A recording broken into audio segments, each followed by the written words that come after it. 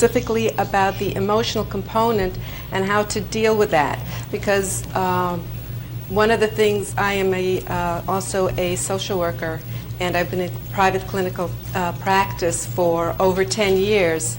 So maybe it's my bias, but I found that very often working with a lot of the people that I worked with, for whatever the reason was, if we didn't deal with the anxieties and we didn't deal with the depression, I was finding there was a lot of difficulty in having the person get over that part in order to work with whatever it is that they needed to work with, that they came into the room for.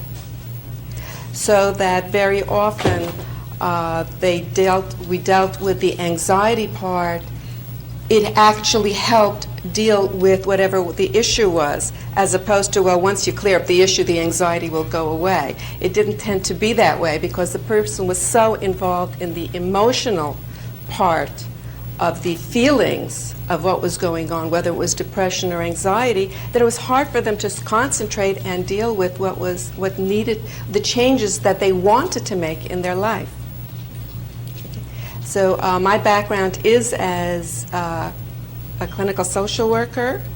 I've been doing that for since 1990. I've also started to learn slowly about hypnosis over the years, and I actually got into doing hypnosis and hypnotherapy full-time in the past about 2.5 years.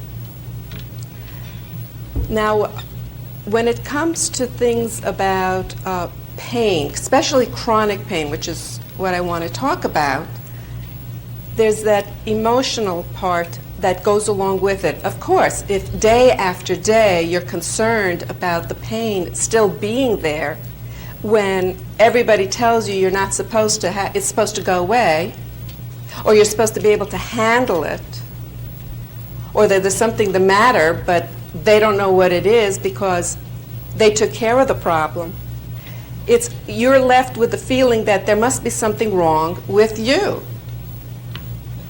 And people will either react in one or two ways, or even both ways. They'll react with anxiety, they'll react with depression.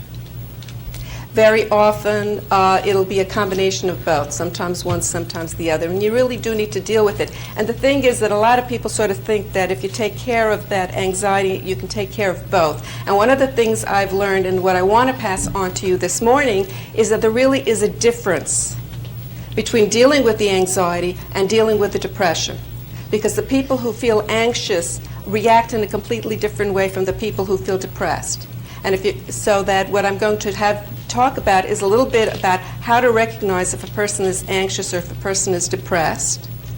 And then a couple of the visualizations that I think would work better with one as opposed to the other. Okay? Very good. Is there any questions or anything before we get started? No?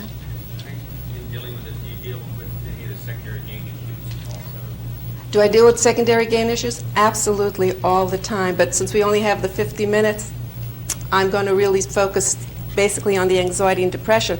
I'm not even going to deal with the anger part, which is a big issue, because anger would be a whole workshop all of its own, right? Because you would depend on, are you angry at yourself? Why are you weak, or why is this happening to you? The anger at somebody else, you know, the person who was responsible for the car accident, or the doctor, so as if you're angry at somebody else, or are you just angry at the world? It's not fair. Why is everybody dealing things with well, and why